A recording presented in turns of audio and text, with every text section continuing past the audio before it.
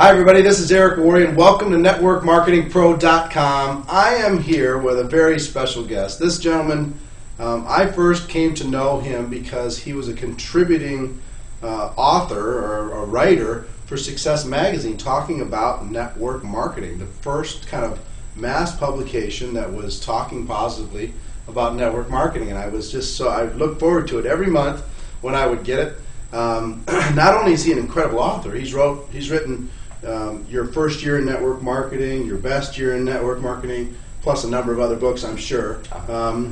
But he's also earned over $30 million in commissions over the course of his career.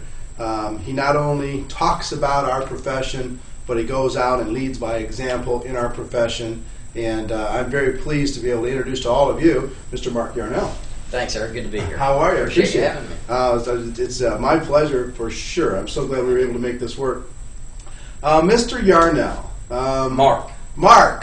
Okay. I have so much respect for what you've done for our profession, to be able to kind of take it into the mainstream.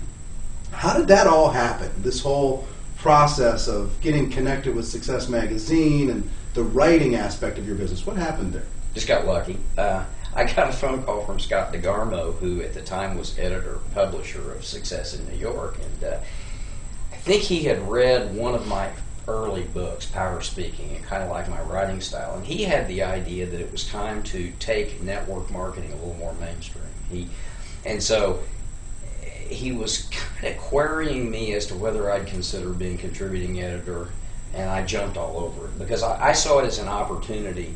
First of all, for shameless self-promotion, and secondarily because I saw it as an opportunity to really, truthfully elevate the industry. As you said, we didn't have any real good representation at the time, so I jumped all over that. And I think the most exciting thing for me was it was a process of interviewing the wealthiest people at the time, which is kind of what he wanted me to do. So it wasn't a profile process of specific companies. It was more of a, you fly around and talk with the Bill Britts and the Dexter Yeagers and the great people, and then bring back to us the strategies that they use.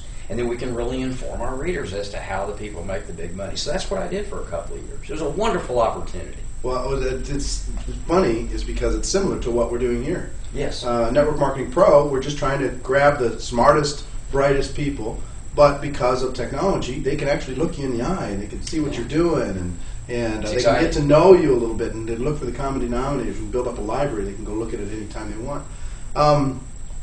What do you think? I mean, there's so many people, 67 million people, they say, are involved in direct sales and network marketing around the world today, according to the DSA.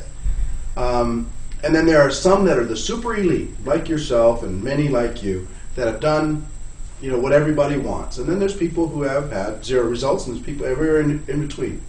From all of your conversations with those people, plus your personal experience, what's the difference maker? If you could try and describe what makes a difference between a rock star, a superstar, and somebody who's just kind of grinding it out. I think my philosophy is considerably different in the sense that I distill it all down to one thing, and that's mentoring. For me, people ask me all the time that question, how did you make that much money? And I think one of the misperceptions is that somebody like me has made a whole lot of money. I know you talked with Nathan. Nathan's earned probably twice what I have in the same company.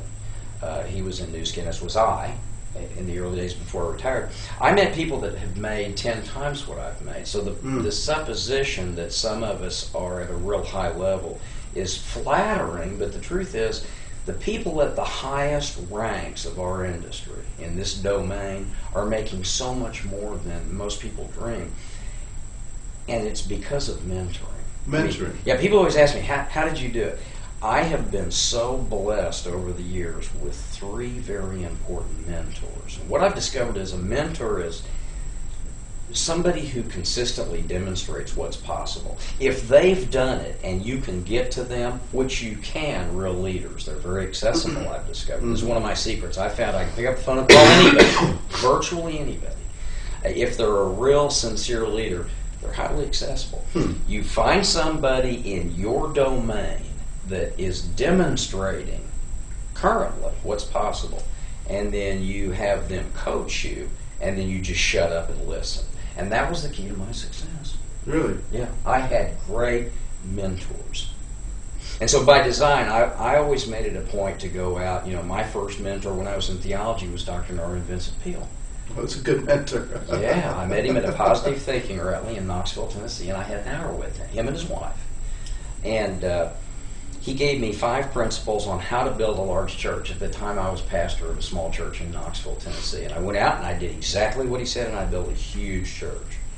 And then I found Richard Call, who had written a book called The First Million is the Easiest. When I decided on the domain of network marketing, largely because there was no ceiling, cap on earnings, I found Richard. Richard was earning $100,000 a month at the time. I said, "Will you coach me?" He said, "Of course." He coached me. I just shut up. I did exactly what he told me. So at all these different stages along the way, I'd like to be able to say, gee, you know, it was just this inherent potential my parents gave me through DNA, or I had a great education, or, you know, I'd like to come up with all these wonderful ideas that defend, rationalize, and justify my success, but it can really be distilled down to one thing. I know how to pick a mentor, and then I just shut up and listen. So you're picking a mentor. Now, here, the people who are watching and going, how do I pick a mentor? How do I find somebody who will be like that Norman Vincent Peale or that, you know, Mr. Call or whatever? You know, part of the reason for this program is these guys, through technology, can be mentors for you. You can listen to what they have to say if you don't happen to have a superstar accessible to you at the moment. But what would you suggest to them to, how do they do that? Because, I mean, millions of people are, you know, want that same thing. Well, I doubt that anybody watching this right now is not part of a corporation with a superstar at the helm. And one of the ways you can determine if a person's a good mentor is accessibility. I think, unfortunately, in a lot of fields, and you know this, Eric, I mean, this is no secret, some people suffer from viral legenditis. That's an inflammation of the head brought on by undue edification. Yes. And those are people that are not accessible anymore. Right. Most people watching this are in a company where if they track upline high enough, they'll find somebody making what they want to earn, and then they just got to pick up the phone and call them. So